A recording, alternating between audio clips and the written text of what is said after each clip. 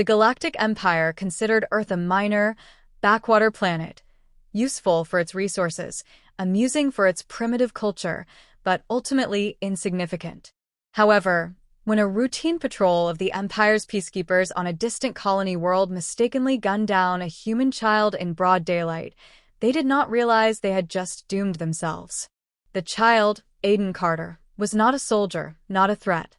He was just a 6-year-old boy playing outside in the Empire-controlled city of Vorshan 3.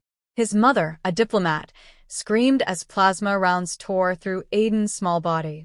The peacekeepers didn't even bother to apologize. To them, it was just another subjugated species learning its place. The footage of the killing was leaked. The last thing the Empire expected was humanity's response. Humanity's declaration, not one more. Within 12 standard hours, Earth's ruling body, the Terran Concordiate, held an emergency session. Every leader, every general, every representative was silent as they watched the recording. When the lights turned back on, there was no debate. The decision was unanimous. The Earth War Doctrine was activated. Every military asset was mobilized. Every corporation retooled for war production. Every spaceport began launching fleets. The Concordiate sent a single message to the Empire. The debt of one human life is the extinction of your empire. The Empire laughed. They had faced resistance before.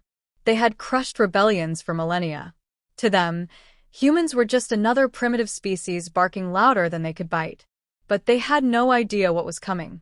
The coming of the war machine. The Empire's first sign of trouble came when their outer rim fleets, stationed near human space, suddenly lost all contact. At first, the Empire assumed a technical failure.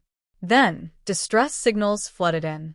Human warships had appeared from the darkness, utilizing advanced stealth technology, emerging from nowhere. The first Terran war fleet, led by Admiral Elias Voss, executed a textbook decapitation strike on the Empire's border defenses.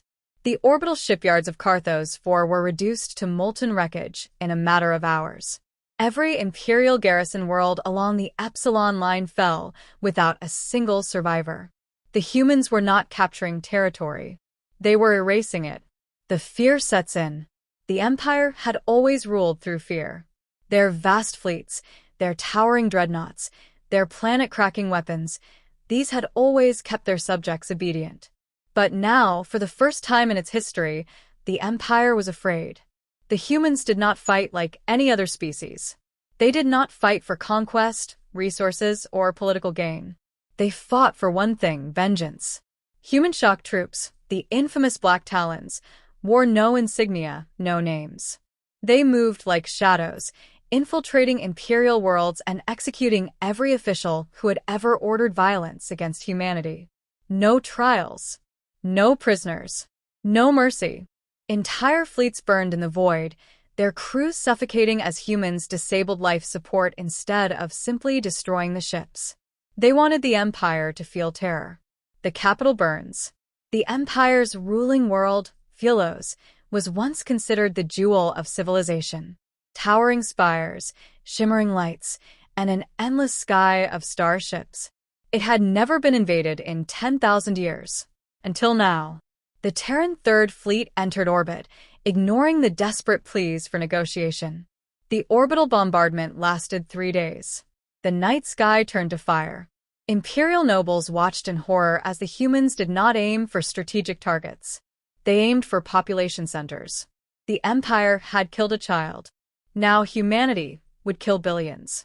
The Emperor himself, Zyros VI, attempted to flee aboard his royal flagship. But before he could leave the atmosphere, a single Terran warship, the TSS Retribution, intercepted it. Instead of destroying it, they boarded it.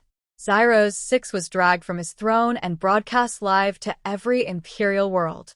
They made him watch as his empire fell, world by world, colony by colony, until there was nothing left. Then, humanity gave the Empire the same mercy they had shown Aiden Carter. None. Zyros VI's execution marked the official end of the Galactic Empire. The aftermath, humanity's legacy. The war lasted only 5 years, but by its end, the Empire had ceased to exist. The few surviving remnants were scattered, broken, and leaderless. The galaxy never forgot what humanity had done. Some whispered that humans were monsters, a species of vengeance incarnate. Others swore loyalty to them, hoping never to be on the wrong side of their wrath. One thing was certain: no one would ever harm a human child again.